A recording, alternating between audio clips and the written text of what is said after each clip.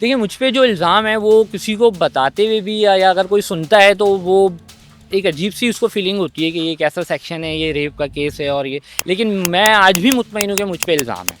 और मैं आपको आज डिस्टर्ब इसलिए लग रहा हूँ कि मेरी वालदा आज ही मुझे 20 दिन बाद मुझे पता चला कि मेरी वालदा आईसीयू में है।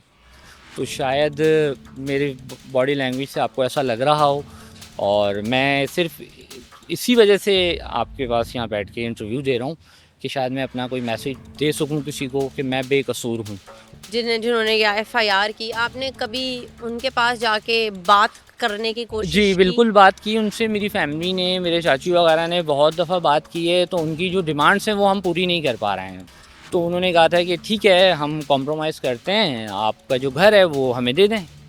तो बस उनकी जो डिमांड्स, कुछ डिमांड्स हैं उनकी, वो एग्री हैं, कॉम्प्रोमाइज़ करने को वो आज भी राज़ी हैं, लेकिन जो डिमांड वो मैं पूरी नहीं कर पा रहा हूँ उनकी।